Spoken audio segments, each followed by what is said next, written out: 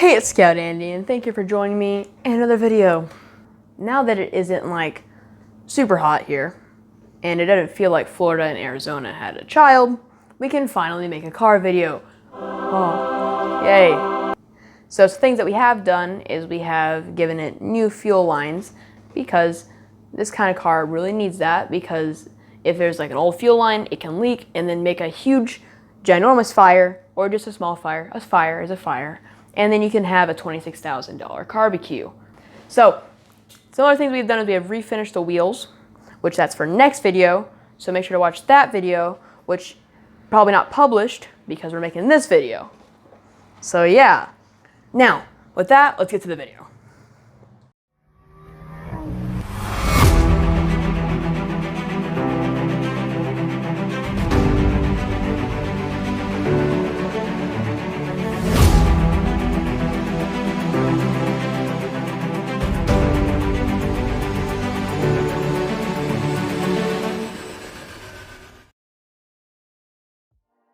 In this episode, we will work on the rusted brakes and wheel hubs.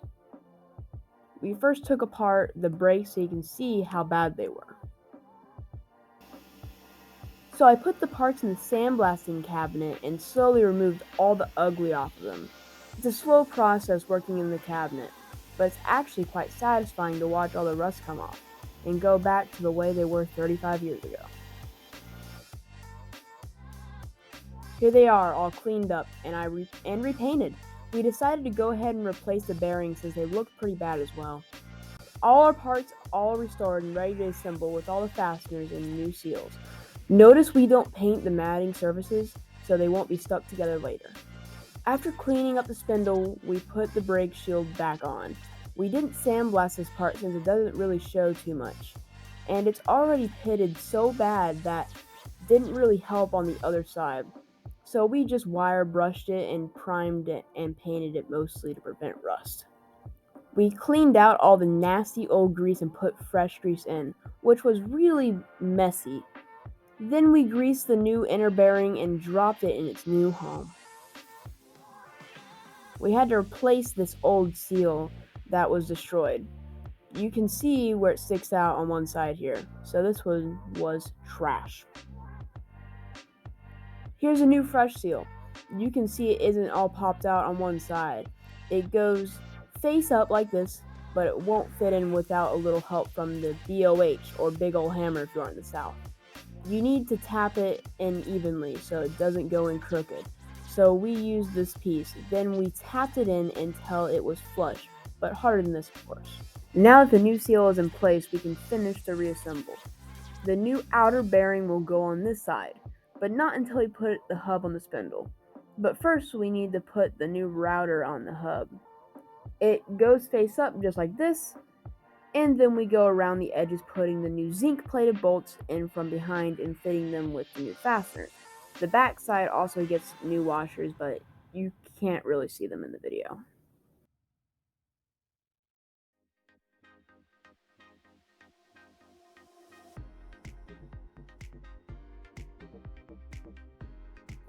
And of course, we use 2 socket wrenches to tighten down all the fasteners down.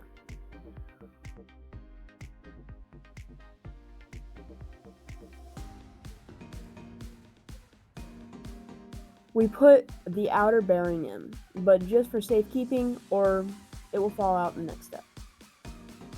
Alright, now we finally get to putting the whole refinished assembly back into the spindle.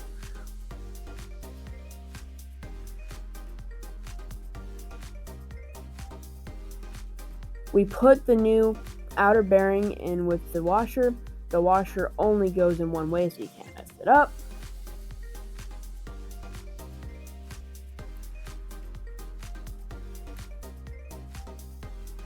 Then we put in the locking nut on it and twist it into place.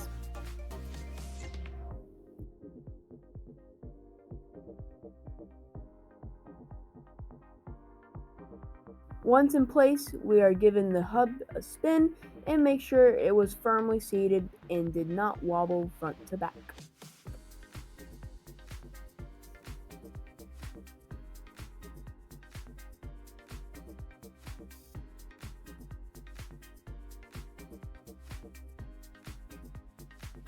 Once we're satisfied with that, we use the Allen key to lock down the nut. Remember that there is a tiny cut out you use to put the key in. You can actually use this to spin the whole hub, get the nut locked down perfect.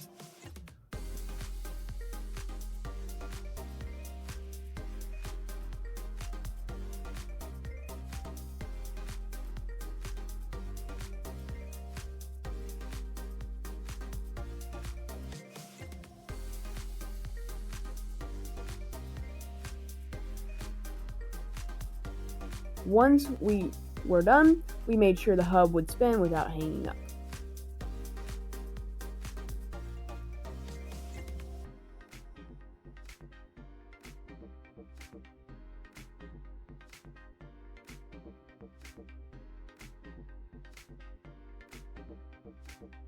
Alright, bonus footage.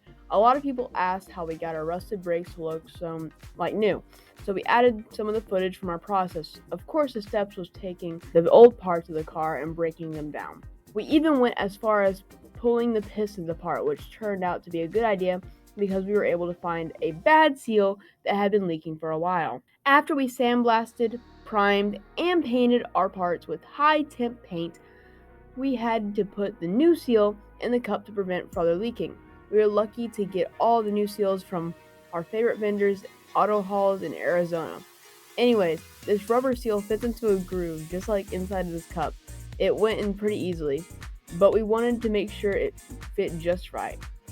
Next, we put the piston back in, but quickly realized it wasn't going in quite easily. As it came out, turns out the seal was really bad, and we certainly weren't going to get anything back in the way we got it out, but we tried anyways.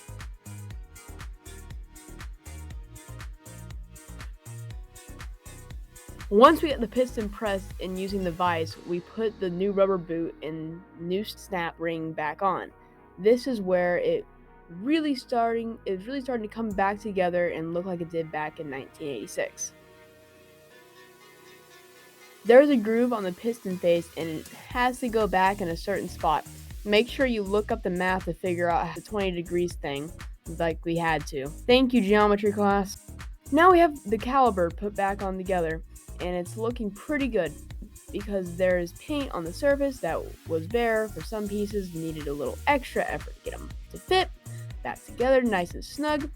But if you were to take a little time here, it makes putting it on the car easier later.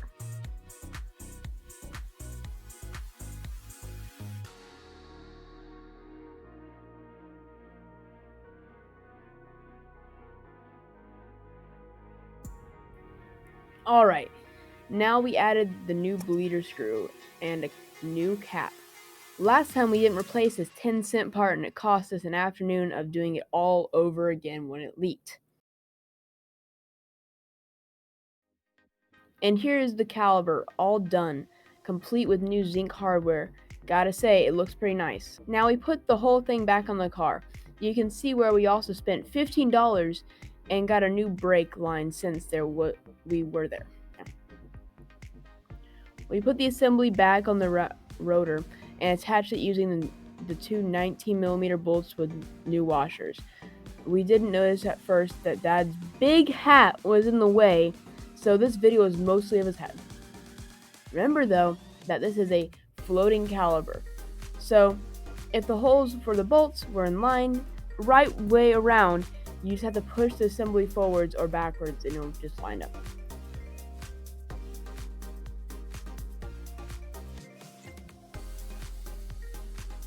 Now we pop in the brakes pad and we see more of my dad's big head.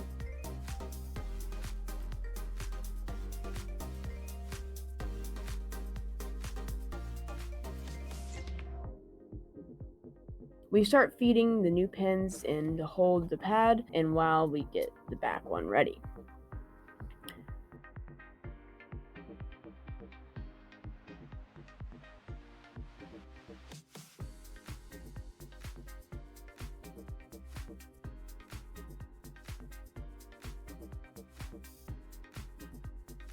This is the part where we realized that we were blocking the camera.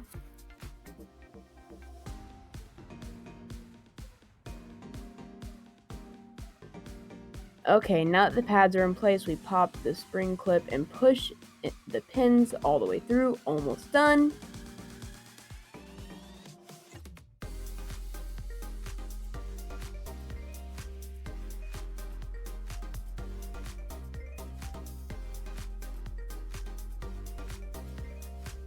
We are going to put the new brake pad wear sensor back on, so that annoying light on the dashboard will go off. Still pretty high tech for 80s technology if you think about it. And we add our retaining spring to keep the sensor line in place.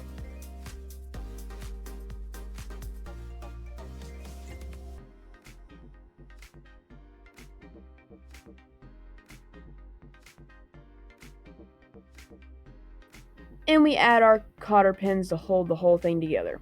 Twist the pins around until the holes lines make it so you can get the pins out easily next time. Pro tip.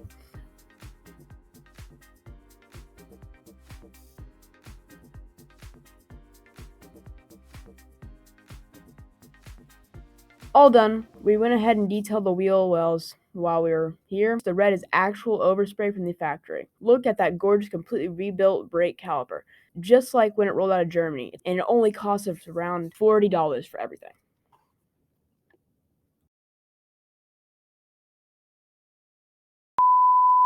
Hey, it's Scout Andy, and thank you for joining me in another video. So, I forgot what I was gonna say.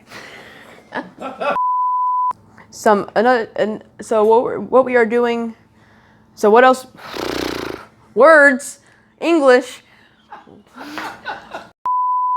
So other things that we have done is we have refined the wheels. No, we finished the wheels. I'm right. Yeah, there we go. They're not refined. They're not all British. Okay, we should probably start over.